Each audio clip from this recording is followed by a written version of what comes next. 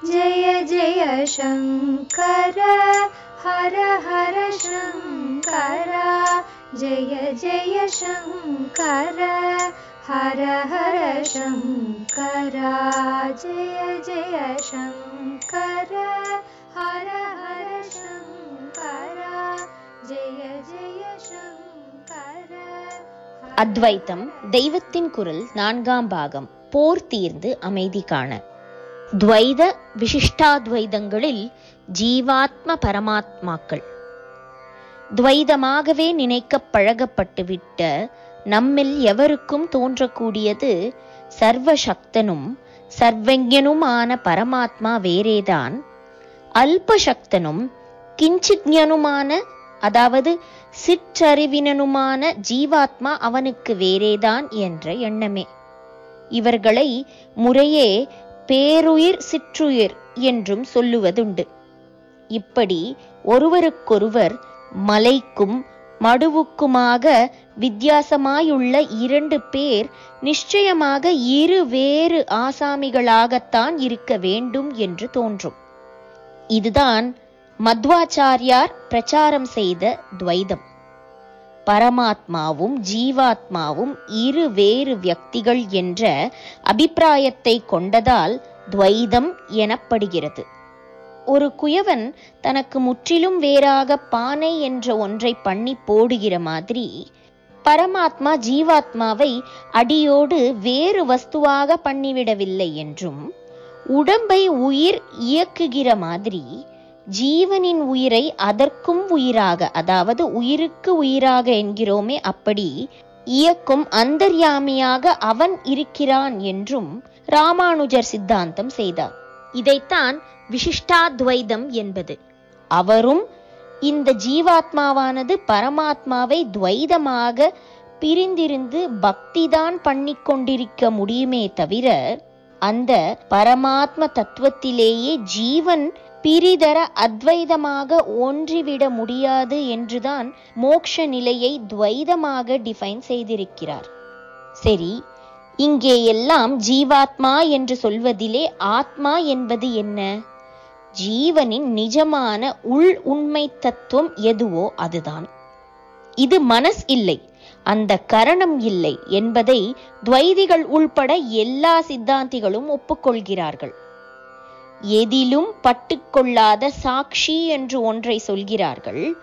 ஆனாலும் பட்டுக்கொள்ளாத சாட்சியின் சுவானுபவத்தை பற்றி ஒன்றும் சொல்லாமல் துவைதமான ஈஸ்வரானுபவத்தை தான் மோக்ஷம் என்பதான ஜீவாத்மாவின் ஸ்வதந்திர ஸ்வபாவ அனுபவ நிலையாக சொல்லி முடித்து விடுகிறார்கள்.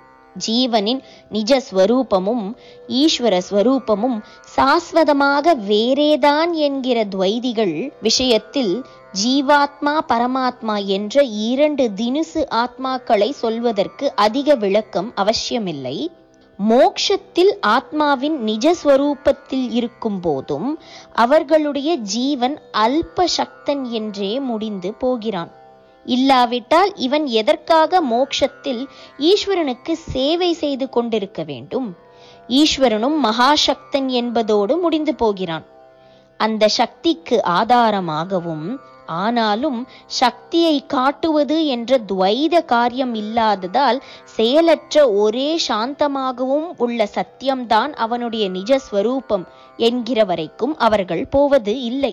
இப்படி அநேக அல்ப சக்தர்கள் அவர்களை ஆள்பவனான ஒரே ஒரு மகாசக்தன் என்று 2 இருக்கும் போது இவர்களை ஜீவாத்மாக்கள் என்றும் இவர்களை விட மிக உயர்வான ஈஸ்வரனை பரமாத்மா என்றும் சொல்வது பொருத்தந்தானே.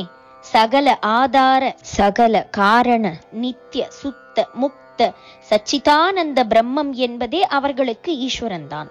அவனும் ஜீவர்களும் என்றைக்கும் வேறு வேறாக இருக்க வேண்டியவர்களே என்பது அவர்கள் சித்தாந்தமாயுள்ள போது ஜீவனை ஜீவாத்மா என்றால் பரமபதம் என்றும் பரமதாமம் என்றும் சொல்லும் அவர்களுடைய மோக்ஷ லோகத்தில் இருக்கிற ஈஸ்வரனை பரமாத்மா என்றுதானே சொல்ல வேண்டும். ஒரே ஆத்மா என்று பரமார்த்த சத்திய நிலையில் சொல்லும் அத்வைதிகள் விவகாரத்தின் பார்வையில் அது ஒரு பக்கம் ஜீவனாக அந்த கரணத்தால் கட்டுப்பட்டிருப்பதையும் இன்னொரு பக்கம் இந்த ஜீவனுக்கு மிக மிக உயர்ந்த பரமான அகண்ட சக்தியோடு மாயையால் ஈஸ்வரனாக இருப்பதையும் கருத்தில் கொண்டு ஜீவாத்மா பரமாத்மா என்று பேதம் கல்பித்தார் போல பேசுகிறார்கள். துவைதிகளோ இது விவகாரத்தை வைத்து வெறுமே கல்பித்த பேதம்தான் என்று நினைக்காமல் இதுவேதான் சத்தியம், கீழ்ப்பட்ட ஜீவாத்மாவாக ஒன்றும் மேம்பட்ட பரமாத்மாவாக இன்னொன்றும் சாஸ்வதமான பேதத்துடனேயே உள்ளன என்று சொல்கிறார்கள். ஜீவாத்மா பரமாத்மா என்ற வார்த்தைகளை பற்றி இன்னும் கொஞ்சம் ஆலோசனை, அதாவது ஆலாபனை பண்ணி பார்க்கலாம். துவைதிகள், விசிஷ்டாத்வைதிகளையும் துவைதிகளில் சேர்த்தே சொல்கிறேன். ஜீவனின் ஆத்மாவை அத்வைதிகள் சொல்லும் நிஷ்கிரிய நிர்குண வஸ்துவாக சொல்வதில்லை, அதாவது காரியமும் குணமும் இல்லாத பொருளாக சொல்வதில்லை. ஆனாலும் அவர்களும் கூட இந்திரிய வியாபாரங்களில் போய் லோக விஷயானுபோகங்களில் ஈடுபடுவதாகவே ஜீவனுக்கு தற்போதுள்ள தன்மை அவனது நிஜமான தன்மை அல்ல என்றும், பிரகிருதி சேஷ்டிதங்களில் இருந்து, அதாவது இயற்கையின் சேஷ்டைகளிலிருந்து விடுபட்டு பிரகிருதிக்கு அப்பாற்பட்ட ஈஸ்வரனை அன்போடு நினைத்து அவனுக்கு ஆராதனை பண்ணி கொண்டிருப்பதுதான் ஜீவனின் நிஜஸ்வரூபமான ஆத்மாவின் ஸ்வபாவம் என்று சொல்கிறார்கள். அந்த நிலை இப்போது ஜீவனுக்கு தெரியத்தானே இல்லை. அதனால் தற்போது தப்பாக உள்ள ஜீவனுக்கு இவன் சரியான நிலையில் இருக்க வேண்டிய ஆத்மாவை தெரிவிப்பதற்காக இரண்டையும் வேறுபடுத்தி ஜீவன் வேறு ஆத்மா வேறு என்கிற மாதிரியாக ஜீவாத்மா என்று பெயர் கொடுத்தார்கள். அத்வைதிகள் பரமார்த்த நிலையில் ஜீவாத்ம பரமாத்ம பேதங்களை ஒப்புக்கொள்ளாமல் ஒரே ஆத்மாவைத்தான் சொல்பவர்களாயினும் விவகார உலகத்தை ஒப்புக்கொள்ளும் கீழ் நிலையில் ஜீவாத்மா என்ற கான்செப்டை ஏற்றுக்கொள்கிறார்கள். ஆத்மா என்ற நிஜ தானாக ஜீவன் தன்னை தெரிந்து கொள்ளாத விவகாரத்திலும் அவன் எதையோ ஒன்றை தானாக நினைத்து கொண்டு தானே இருக்கிறான்.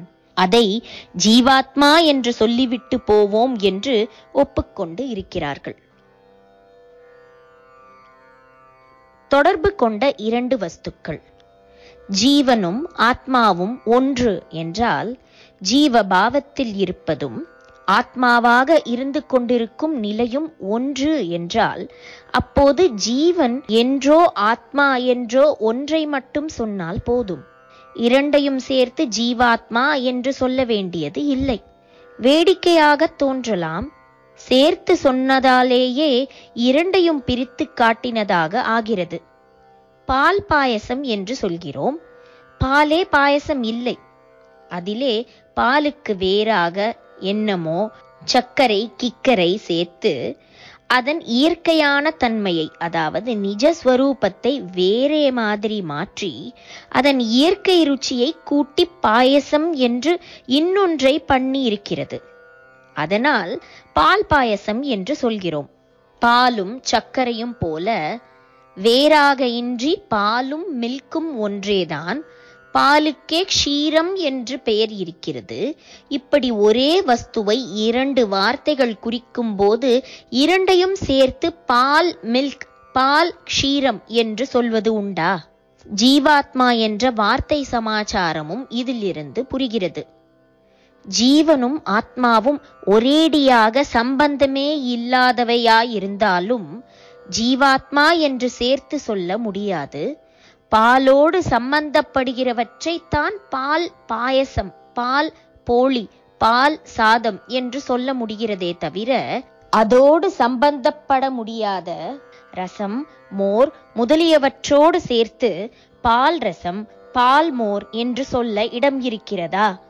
ஒன்றாகவேயும் ஆகிவிடாமல் ஒரேடியாக சம்பந்தமே இல்லாமல் வேறு வேறாயும் இருந்து விடாமல் ஒன்றோடு ஒன்று சம்பந்தப்பட்டு கொண்டு மட்டும் இருக்கும்போதுதான் இரண்டின் பெயரையும் சேர்த்து ஒரு வார்த்தை உண்டாவது. ஜீவனுக்கு தப்பான ஜீவத்வத்தோடு இருக்கும் ஸ்திதி நிஜஸ்வரூபத்தை அறிந்து ஆத்மாவாயிருக்கும் ஸ்திதி என்று இரண்டு இருப்பதாலும், ஆனாலும் அந்த இரண்டில் சரியானது எதுவோ அதுவேதான் தப்பாகவும் ஆகியிருக்கிறது என்ற சம்பந்தமும் அதே சமயத்தில் இருப்பதாலும் ஜீவாத்மா என்று இரண்டையும் சேர்த்து சொல்கிறோம். ஈஸ்வராத்மாவுக்கு பதில் ஏன் பரமாத்மா? சரி, ஜீவாத்மா என்பது போல ஈஸ்வராத்மா என்று சொல்லாமல் ஏன் பரமாத்மா என்று சொல்ல வேண்டும்? ஈஸ்வராத்மா என்று ஏன் சொல்லவில்லை என்றால், ஈஸ்வரன் ஆத்மாவை அறிந்து கொள்ளாத நிலை என்று ஒன்று கிடையாது. ஈஸ்வரனும் ஆத்மாவும் இரண்டாக பிரிந்து சம்பந்தப்படுபவர்கள் அல்ல. ஆதலால் ஈஸ்வர பிளஸ் ஆத்மா இஸ் ஈக்வல் டு ஈஸ்வராத்மா என்று பிளஸ் போட்டு வார்த்தை கொடுக்க முடியவில்லை. அவன் எப்போதும் ஆத்ம ஞானம் உள்ளவன். அவன் நிஷ்கிரிய நிர்குணனாக இல்லாமல் மாயையினால் காரியம் செய்கின்ற சகுண குணங்கள் உள்ள ஈஸ்வரனாயிருக்கிறான் என்று அத்வைத சாஸ்திரங்களில் சொல்லியிருப்பதை பார்த்து, அப்படியானால் மாயா சம்பந்தத்தால் தன் நிஜ ஸ்வரூபத்தை அவன் மறந்து போய் வேறே மாதிரிதான் இருக்கிறானாக்கும் என்று அர்த்தம் பண்ணிக்கொண்டு விடக்கூடாது. ஜீவன் ஆத்மஸ்வரூபத்தை மறந்து போனார் போல் ஈஸ்வரன் மறந்து போயிருப்பதாக அவை சொல்லவே சொல்லாது. அதனால் ஈஸ்வராத்மா என்காமல் ஜீவாத்மாவுக்கு உயர்ந்தது என்று மட்டும் பரம் போட்டுக்காட்டி பரமாத்மா என்பது. குறிப்பு: இவ்விஷயம் சில பக்கங்களுக்கு அப்பால் மீண்டும் விளக்கப்படுகிறது. ஜெய ஜெய சங்கரா, ஹரஹர சங்கரா, மகா பெரியவா சரணம். जय जय शंकर हर हर शंकर, जय जय शंकर हर हर शंकर, जय जय शंकर